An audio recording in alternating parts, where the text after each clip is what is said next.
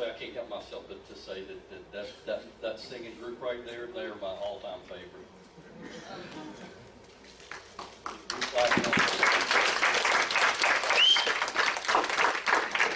If you all have trouble this week deciding what to sing the same songs again next week. Did I say that recently?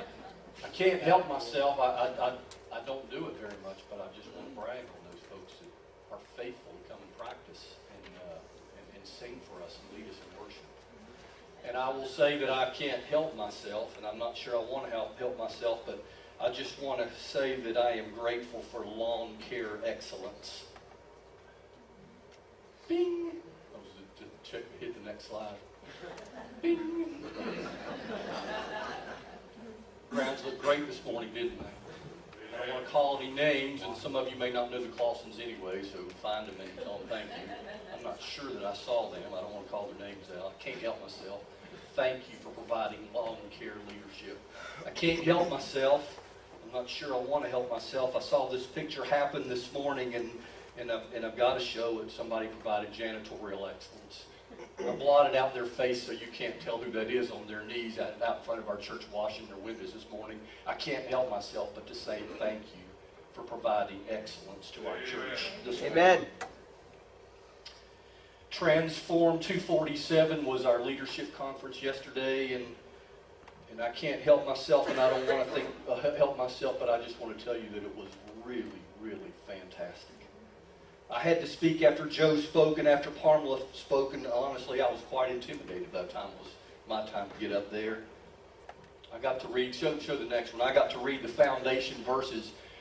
Parmla put us back in the 3rd grade, and she passed out all these verses, and we all looked up our verses, and we read our verses, and at the end of the session, she said, okay, turn your verses in. I thought, what for? She's going to reuse it, and then we went to a break and came back from a break, and she'd taken those verses and built that flower. And in that session, that leadership, Transform Leadership 247, yesterday, Parmla shared with us a model of what transformational leadership is looking like right over there, right now, in Kids 247. It was fantastic. It was a fantastic 16 folks here yesterday. Was it good? Man, there was more than 16 folks clapping your hands. Does that mean you're coming next time? More to come on that. With that happy picture still showing up there for a minute, can I ask you a question?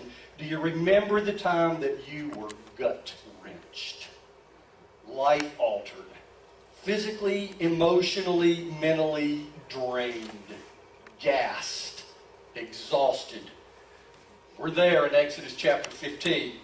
Last week in Exodus chapter 14, the Israelites had just crossed over the Red Sea onto dry ground because God parted the waters. The Egyptian army chased the Israelites into the sea, and once all of the Israelites made it to the other side, God caused the waters to be released, and Egypt's army was destroyed. You remember that God had told Israel to camp by the sea in front of their god, their Egyptian god, Baal-zephon. Before they went across the Red Sea the night before, God had instructed Moses to bring the people right here to the edge of the Red Sea, and I want you to camp out right here in front of the Red Sea by this false god, Baal-zephon.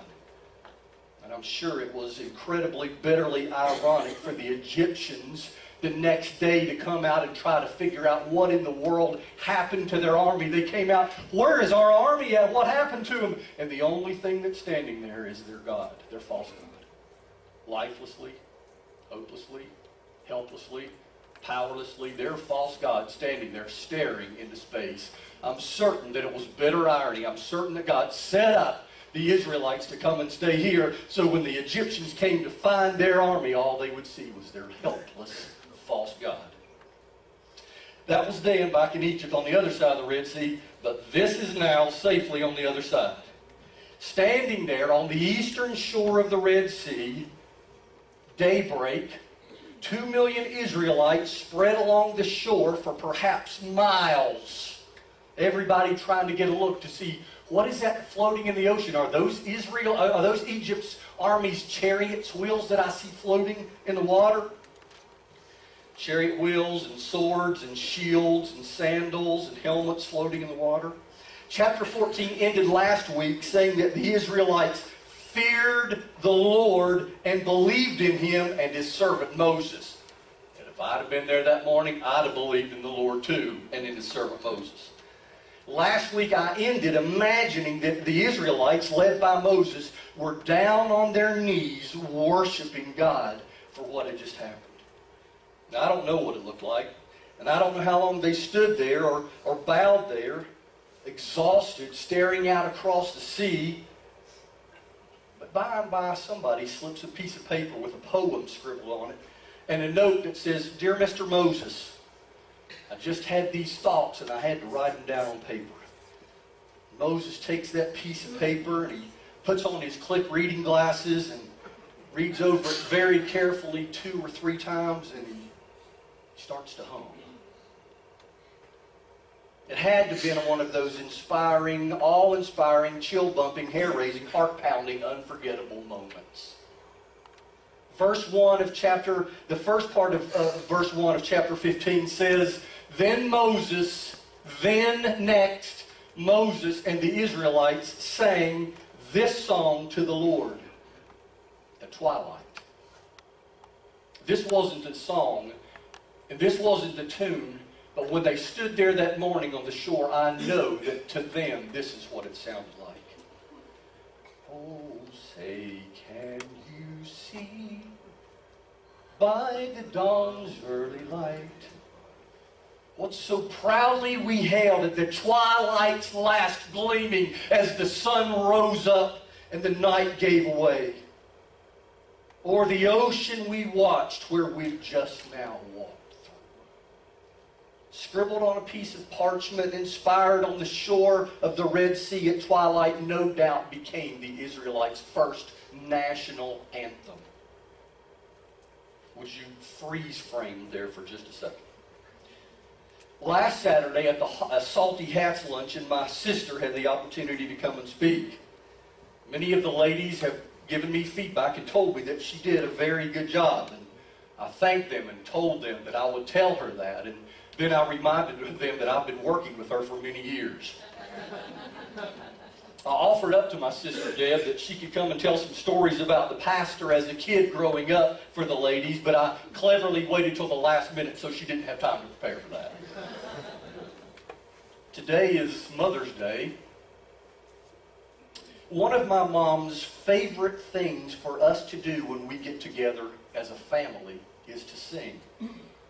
My sister plays the piano very well, and when we'll get together, Mom will say, I'll clean up the dishes, you all just go in there and sing. And me and my sister and Dad will gather around the piano and we'll sing, and Mom just hums along as she cleans and we sing. The truth of the matter is, one of Mom's favorite things in the world is for my sister and I to do anything together. Moms, she doesn't like it when we argue. She's very concerned about how we'll split up her stuff when she's done with it. Mom's told us she would like to go through her stuff and put a post-it note. I want this, and she wants that, and I want this, and she wants that. But mostly, Mom loves to hear us sing. Just yesterday, Hope was telling me that she and her sisters got to sing at Uncle Mike's 76th birthday party. She left here right at noon and took off up there yesterday. Uncle Mike's at 76 is suffering from dementia. He probably doesn't remember right now this morning what happened yesterday afternoon, but Hope's mama remembers it. And she'll probably hang on to that for a long time. And so on that morning, staring out across the Red Sea, just about the time Moses was ready to break out in song, Mama Jochebed, that's Moses' mama. We heard that in chapter 6. Moses' mama Jochebed turns to Moses' brother Aaron and gave him the nod. Go help your brother Moses sing. Aaron walks over and looks down at the piece of paper at the words and begins to hum the tenor part. And then Mama Jochebed turns to her daughter Miriam and gives her the same nod. Go join your brothers. Miriam steps forward enthusiastically, ready to sing. And at that moment, the mood begins to change. The sun is setting higher now, reflecting brightly off the water. The people begin to respond, and somebody begins to snap their fingers in rhythm, and Miriam reaches in her backpack and she grabs her tambourine. And the surrealness of that long night that just happened, the surrealness of many, many years living in Egypt as a slave, begins slowly to fade and to give away to the reality in front of them.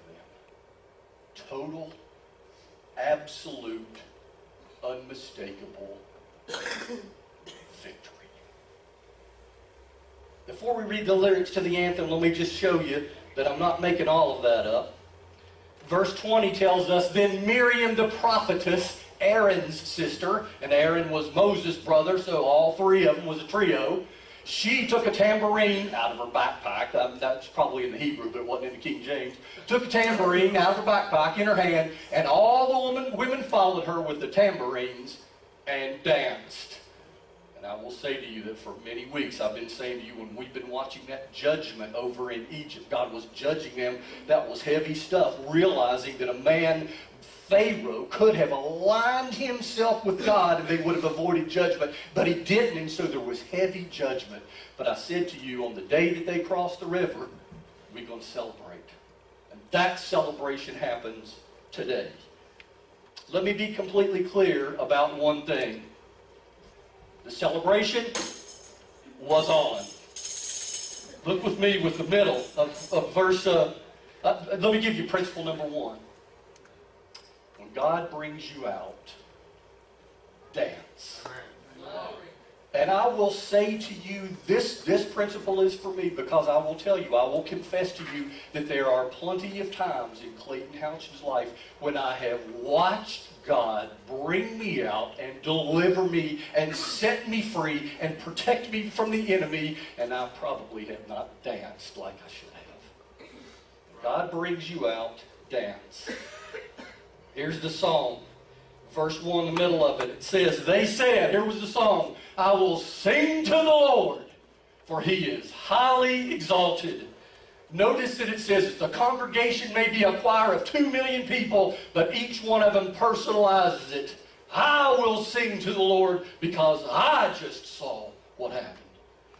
I will sing because he is exalted. Can I just remind you that God gives us reasons to sing because he does things to highly exalt himself.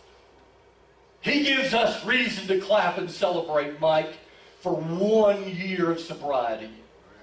He gives us reason to sing. May I ask you the question, today, in your heart, in your soul, do you need to sing? Do you need to dance? Do you need a song in your heart? May I ask you, challenge you to ask God, God, I don't know what that preacher's talking about, but could you give me a reason to celebrate and dance? You did it from those hard-headed, stiff-necked people in the Old Testament. Could you do it for me today? Could you give me a reason to celebrate and dance?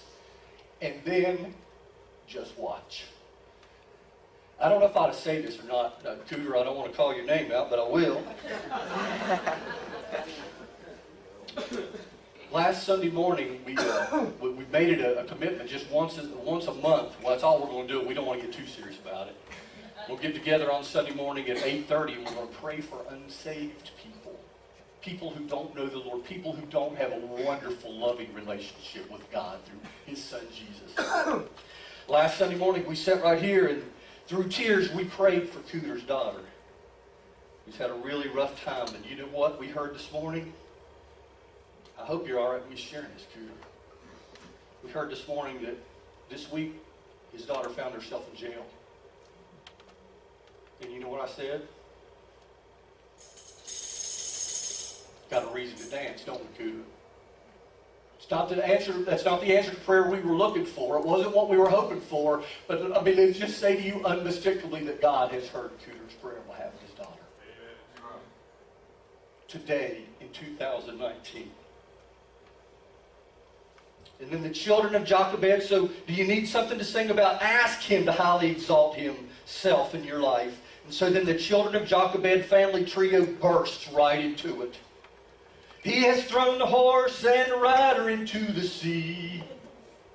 He has thrown the horse and the rider into the sea. Caitlin, where's Caitlin at? Caitlin, you got that? You got that tune? He threw the horse and the rider into the sea. Or you can start lower. He threw the horse and the rider into the sea. You got it? She got it. It was a national anthem. It wasn't an old Can You See. It was a, he threw the horse and the rider into the sea. You want to shake that for me? Boom! Boom! Did you see that? We thought we were toast. Our backs were against the wall. We were trapped between a rock and a hard place, an ocean in front of us, an army behind us. There was no way out. Our only hope was for God to drown the army into the sea, and He did it. He threw the horse and the rider into the sea. Verse 2. The Lord is my strength and my song. He has become my salvation. This is my God, and I will praise Him. My Father's God, and I will exalt Him. 4 parts there. The Lord is my strength. Because I just watched helplessly. I couldn't do it myself. I was stuck in a spot where I was going to die, either going that way or that way, and God strong-handed me to deliverance. The Lord is my strength. Number 2, He's become my salvation. Last night, I really wasn't interested in much in God, but then, stuck in a place in my life where I was completely helpless, God became my salvation. May I just say to you that your whole Christian experience is about God doing something for you, not you doing something for Him. If you're in a stuck place in your life, man, God says, woo! Get the tambourine. I love impossible situations. Number 3, this is my God. In Exodus chapter 6, God had told Moses, Moses, here's what I'm about to do in Egypt. I will take you as my people, and I will be your God. You will know that I am Yahweh, your God. We got some first-time guests. Thank you for being here this morning. I want to tell you that Yahweh was God's name in the Old Testament. His name was not Bob. It wasn't Fred. It wasn't Eddie. His name was Yahweh. You will know that I am Yahweh, your God, who will deliver you from the forced labor of the Egyptians. That happened last night. Yahweh is now my God. That's what God desires for you and I today.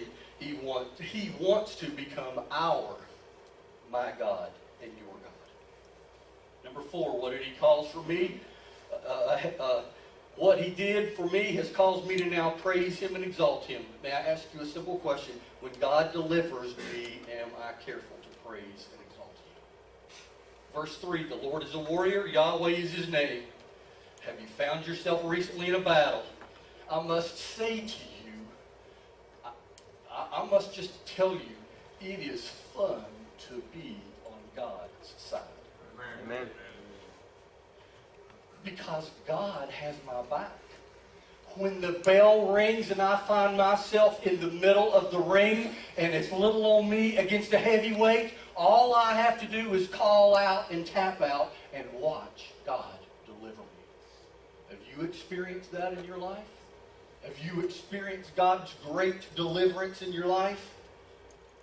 God will fight for His people.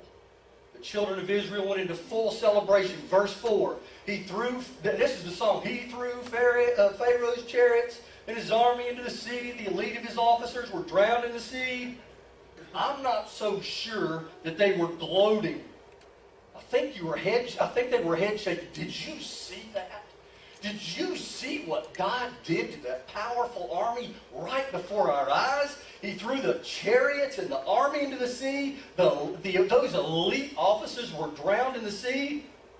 Verse 5, the floods covered them. They sank to the depths like a stone. Okay, maybe now they were gloating just a little bit. Those strong, arrogant, smug, brutal, ruthless, elite military men, they dropped in the ocean like rocks. Have you ever had an enemy like that? Have you ever prayed like David? David prayed, God, why do the heathen prosper? God, sometimes I wish you would take the heathen and I wish you would just drop them like lead into the sea. Jesus told us to love our enemies, and I tell you, Clayton tries to really do that. But when he steps up on behalf of me and defends me, I can't help myself but to just gloat just a little bit. Verse 6, Lord, your right hand is glorious in power. Lord, your right hand shattered the enemy. Frankly, I think that maybe God is okay with me gloating just a little bit, as long as I'm careful to give him credit for the victory. Man, the enemy was just squashed and dropped into the sea. But I really didn't have anything to do with it. It was God who delivered me. I think God's okay if we brag just a little bit, as long as we're bragging on him. It's a beautiful irony. Those men dropped like lead balloons, but I didn't have anything to do with it. Thank you, God, for shattering my enemy. I recognize that you strong-handed them. They were powerful, but you, Lord, you are glorious in power. Verse 7, you threw your adversaries by your great majesty. You unleashed your burning wrath. It consumed them like stubble. That's a pretty interesting phrase. Your adversaries. Because you see, your adversaries, God, are my adversaries. And my adversaries are his adversaries. Think about that. Your enemies, your adversaries as the people of God, those are God's adversaries. And do you know why they're God's adversaries? Because they are your adversaries. Just to add insult to injury, do you remember that Pharaoh cut off the Israelites and said, look, you're going to make more bricks, but I'm cutting off your raw materials, so go find your own hay to make stubble with? Well, he just, in irony, he says, you unleashed your burning wrath that consumed them like stubble. Play on words there for sure, some incredible irony. Verse 8, the waters heaped up at the blast of your nostrils. The current stood firm like a dam. The watery depths congealed in the heart of the sea. In poetic language right there, they retold the whole story. God, you sneezed, achoo! And the water stood up on sides. The watery depths congealed like Jell-O. We walked through and there was Jell-O salad on both sides of us. Water Jell-O when we walked through on the other side. The water stood firm like a dam. He put a 2-armed stronghold on the water. Spread it, just spread the water apart. Verse 9, the enemy said, I will pursue. This is what the enemy says to us. I will pursue, I will overtake, I will divide the spoil. My desire will be gratified at their expense. I will draw my sword, and my hand will destroy them. That's what Pharaoh's army had said. I'm going after them, and they will be consumed. Don't lose the picture here. Today, in 2019, the enemy is still trying to pursue. Trying to overtake, and to divide, and to be gratified at your expense, and to draw his sword, and to use his weak hand to destroy you. Oh yes, he is. That's what the enemy does. The enemy comes to steal, kill, and destroy, Jesus said. But I've come that they might have life abundantly. They might have it more. Verse 10, you blew with your breath, and the sea covered them. They sank like lead in the mighty waters. That's one of those but God words, isn't it? Another deep breath, and they sank like lead. Have you ever wondered where that statement came from? It dropped like lead, or a lead balloon, probably from Exodus chapter 15. Came from the people of God celebrating God's victory at the helpless hand of the enemy. Then verses 11 through 13. Lord, who is like you among the gods? Who's like you? Glorious in holiness, revered with praises, performing wonders. You stretched out your strong right hand, and the earth swallowed them. You'll lead the people you have redeemed with your faithful love. You will guide them to your holy dwelling with your strength. Who's like you, God? May I just say to you that those are some pretty strong adjectives right there. Holy, revered, praised, wonderful, strong-handing, leading, redeeming. In fact, I will make this bold statement to you this morning. On Mother's Day 2019, nobody has ever lived on planet Earth that can even come close to that God right there. Amen. Except, of course, His Son Jesus, which was God. Nobody can come close to that God. If that God is glorious in power and holiness and revered, number 2 is right down there. Nobody can come close. Who is like you, God?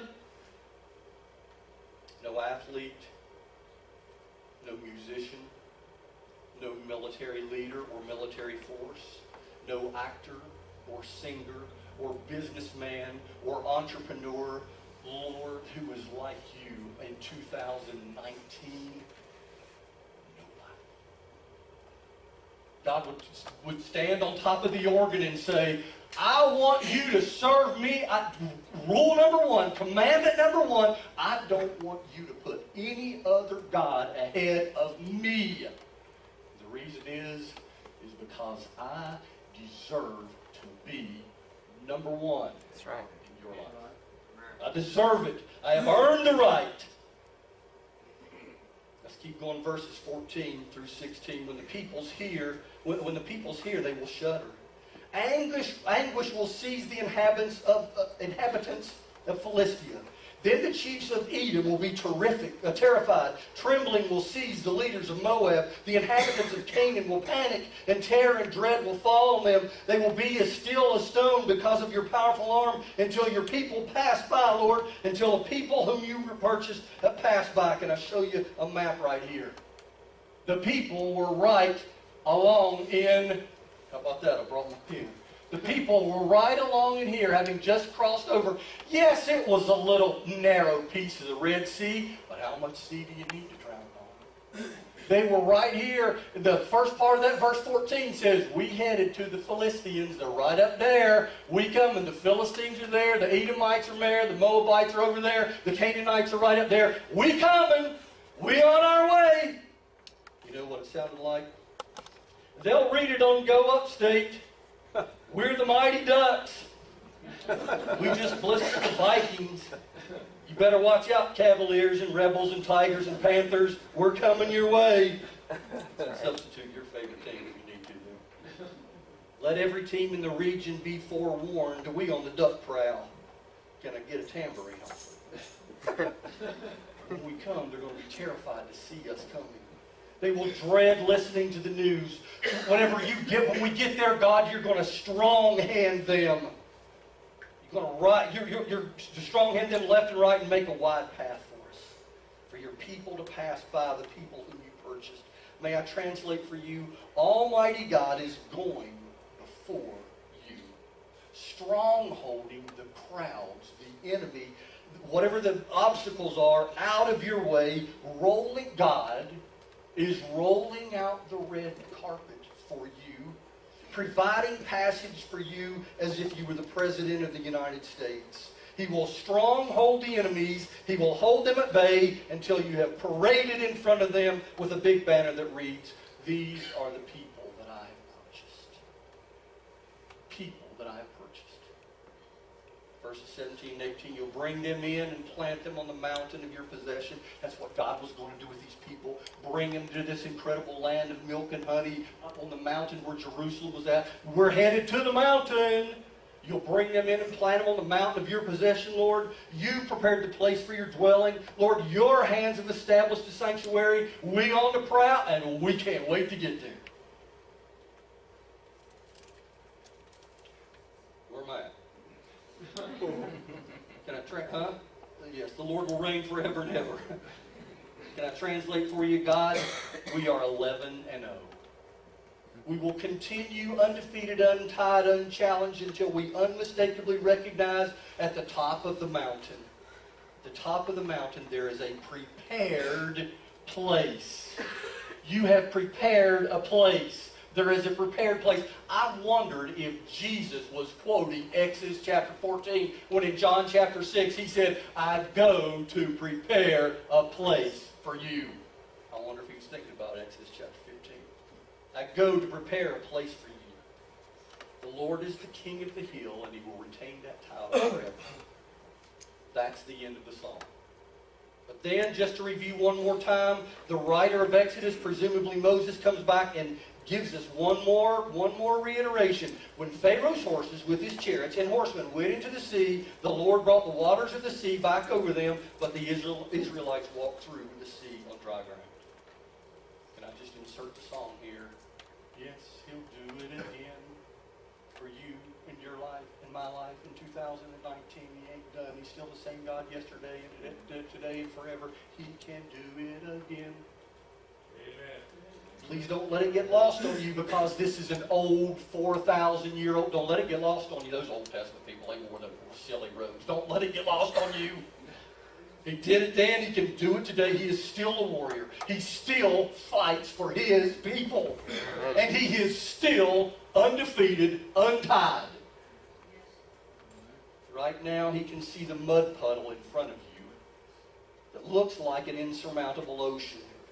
And he has his eyes on the guys sneaking up behind you that to him look like the little green plastic army men that you used to play with. And as a kid, we'd line those army men up, and with one swat of our hand, we would destroy single-handedly every one of them into oblivion. That's what the enemy behind you looks like to him. Today, Mother's Day 2019, he is doing it for his people today. Verse 20, I read it earlier just so you knew I wasn't making all of it up. Then Miriam the prophetess, Aaron's sister, took a tambourine in her hand, and all the women followed her with their tambourines and danced. Okay, maybe she wasn't there on the first verse because it just now says she showed up. I don't know. Maybe it took a week or two to get the lyrics and the tune together. Maybe this was a day later, or a week later, or a month later, but it was a national anthem for them. It was a day of remembrance and celebration. Honestly, I bet Mama Jochebed was really, really proud of her 3 children. I bet Miriam could cut a rug, tambourine in one hand, the other raised in victory formation. And all they needed was one person to bust out, and boom, they had a dance team. Can I give you principle number 2, very closely related to number 1? When you're headed to the wilderness, don't forget your tambourine. Oh. Because you know sometimes it's hard out there, isn't it? I feel like I'm in a wilderness. Don't forget to take your tambourine, because you need to have some time to celebrate and dance. Because God's not going to leave you out there alone. It's easy to celebrate and dance whenever He just kicked the army's tail. Sometimes you're in the wilderness, you need to make sure you have your tambourine there with you. I will sing to the Lord even though my life doesn't make sense right now. God, I don't know where you're at, and I don't know, it doesn't make sense in my life, but I'm just going to sing a little bit. Can you imagine of all the things you take with you out of Egypt? Hey, don't forget the tambourine. You might need to have a party when we get to the other side of the water. Don't forget your tambourine. I don't know how long they celebrated. It was apparently a pretty catchy tune, one that would stick in your head. You got it, Caitlin? The horse, he threw the horse and the rider into the sea. He threw the horse and the rider into the sea. Or maybe it was that catchy tune that sticks with you. Fear, he is a liar. Thank you, God, for red letters. When the ground began to shake, prison walls started falling, I became a free man on that day. How about all my hope is in Jesus? You'll carry that with you this afternoon, aren't you? Fear's a liar, hope's in Jesus. He threw the horse and the rider into the sea.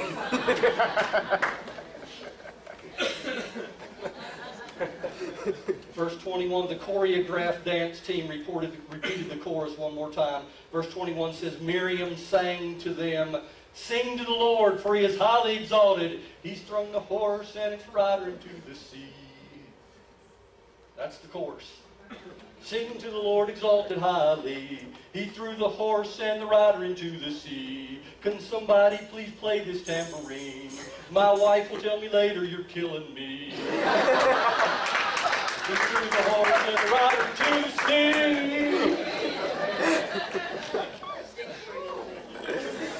Stick to preaching, she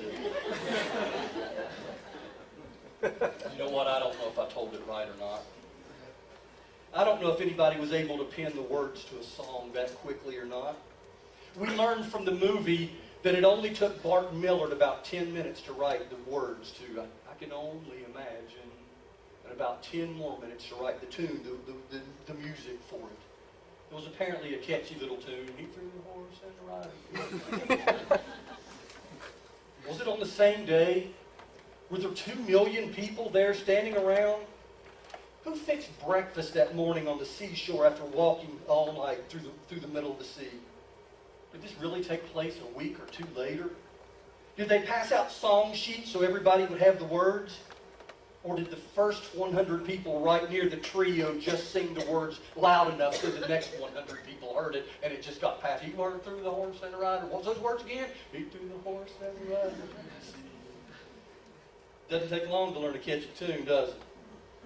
I imagine if Miriam had her tambourine in her backpack, that it wasn't the only instrument they had, or even the only tambourine or the only instrument. There's 1,000 ways to bring percussion in. There was a horse and a rider to the sea. Maybe somebody bought a drum box. Aren't there 100 ways? He brought the horse and the rider to the sea. There's a lot of ways to bring percussion into the mix. We don't have many details. We have a then in verse 1 that says, then, as soon as they got to the other side, then they sang this song to the Lord. It happened, it was right after that the celebration broke out. We have a stammering, stuttering leader who broke out in song. Moses, I don't talk so good. Well, I'll tell you what, Moses, just sing this song. He threw the horse and the rider. We got a sister with a tambourine in her dance club doing interpretive movement. So like many stories in the Bible, we don't have all the details. The point is very clear. God's people celebrated God's victory.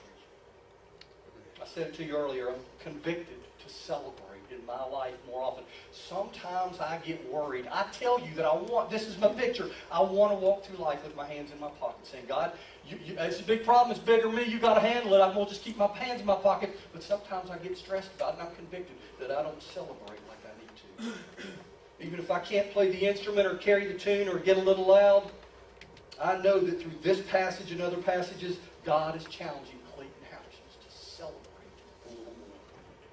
And I will confess to you that Clayton Houchins has a whole lot to celebrate in his life. Amen. I had the message finished last night, but I went to bed last night not knowing how I was going to close it out.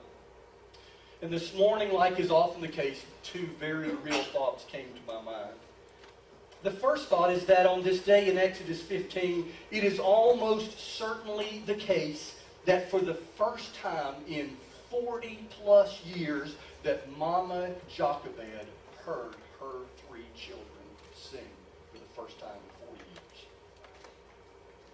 Her name is only mentioned twice in the Bible, back in chapter 6 when she was named as Moses' mom, and then much later in Numbers chapter 26 when they took a second census. So the Bible doesn't say for sure that she was alive, but I think she probably was on that day. But one thing is for sure, if she was alive, she was standing there at this celebration.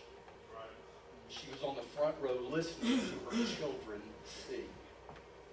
40 years of being separated from her son. Jochebed was a woman of great faith. We know that from the beginning of the story when she put Moses out in the water to try to preserve him from Pharaoh killing all the baby boys. She had great faith. Her great faith saved her son's life. And then she lost him for 40 years.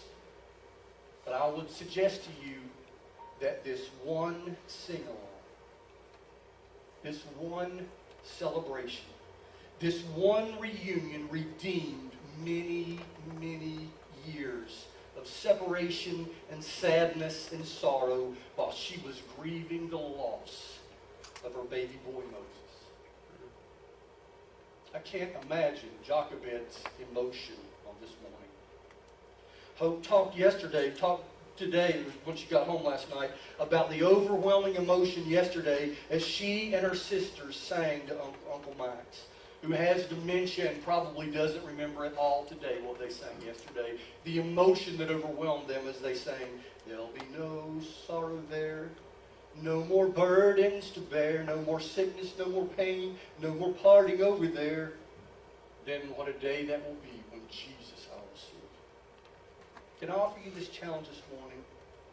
maybe your mom wasn't that great person of faith that Jochebed was. Maybe you haven't been close to her for the last 3, 5, 10, 40 years. Maybe it was all her fault.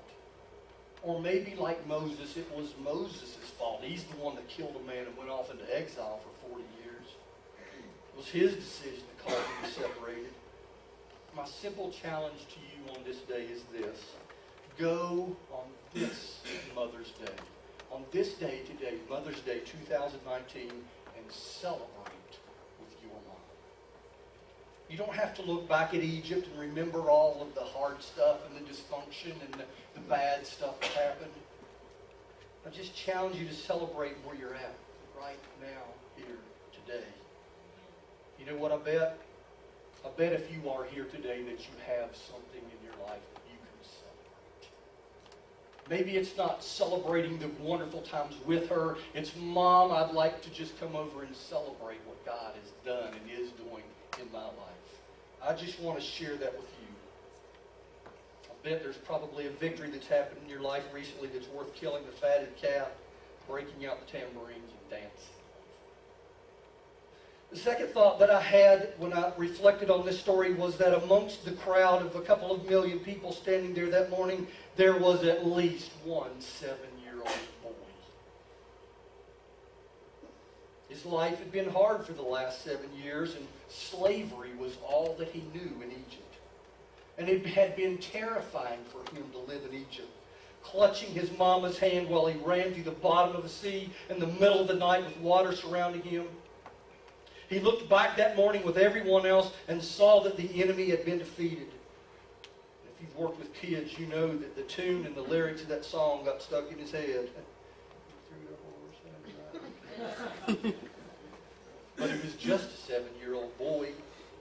I bet it was many years later before that 7-year-old boy, before it all sunk in and he knew what all had understood what had happened and what it meant and how it all fit together in God's great plan. But this one thing this boy knew, he used to be enslaved in Egypt.